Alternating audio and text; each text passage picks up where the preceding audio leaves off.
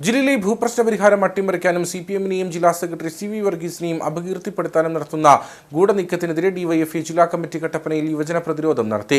Mini സ്റ്റേഡിയത്തിൽ നടന്ന പരിപാടി ജില്ലാ സെക്രട്ടറി രമേശ് കൃഷ്ണൻ ഉദ്ഘാടനം ചെയ്തു. UDF സർക്കാരുകളാണ് എക്കാലവും ജില്ലയിലെ ഭൂപ്രശ്നങ്ങൾ സങ്കീർണമാക്കിയിട്ടുള്ളത്.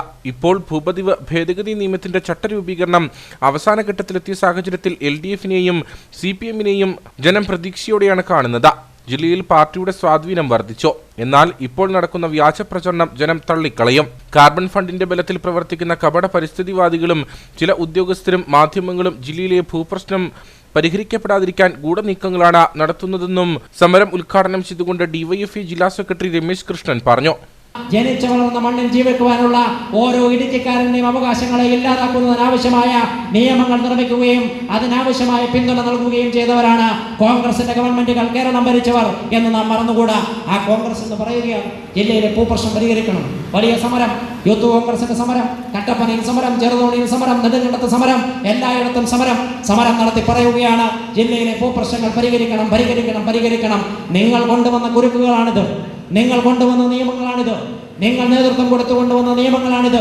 ആ നിയമങ്ങളിലെ ഈ ജില്ലയിലെ മനുഷ്യരുടെ അവകാശങ്ങളെ ഹനിക്കുന്ന നിയമങ്ങളെ ഇല്ലാതാക്കിക്കൊണ്ട് ഈ മണ്ണിൽ ജനിച്ചു വളർന്ന മനുഷ്യർക്ക് ഇവിടെ ജീവിക്കുവാനുള്ള അവകാശം ഉറപ്പുവരുത്തുവാൻ കഴിയുന്ന തരത്തിലേക്ക് ഈ കേരളത്തിനകത്ത്, ഈ ഇടുക്കി ജില്ലക്കകത്ത് എല്ലാ കാലത്തിലും പോരാട്ടം നടത്തിയിട്ടുള്ളത് ഇടതുപക്ഷവും ഇടതുപക്ഷ ഗവൺമെന്റുകളുമാണ് എന്ന് ഈ ഇടുക്കിയിലെ മനുഷ്യർക്കറിയാം.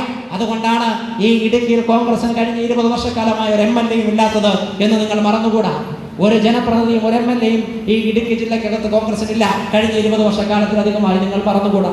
ഈ ഇടുക്കി ജില്ലയെ ബാധിക്കുന്ന ഭൂപ്രശ്നങ്ങളിൽ എല്ലാ കാലത്തും ജനങ്ങളോടൊപ്പം നിലപാട് സ്വീകരിച്ചിട്ടുള്ളത്, ജനങ്ങൾക്കൊപ്പം നിന്നിട്ടുള്ളത് ഇടതുപക്ഷമാണ്.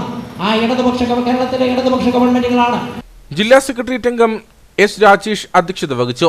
സംസ്ഥാന കമ്മിറ്റി അംഗം B അനൂപ്, ജില്ലാ vice president Mini Suresh, joint secretary MR Ranjith, ജില്ലാ സെക്രട്ടേറിയറ്റ് അംഗം ഫൈസൽ ജാഫർ, രേഷ്മ ചാക്കോ, അരുൺ ദാസ്, അഫ്സൽ മുഹമ്മദ്, ജെയ്സൺ തുടങ്ങിയവർ സംസാരിച്ചു.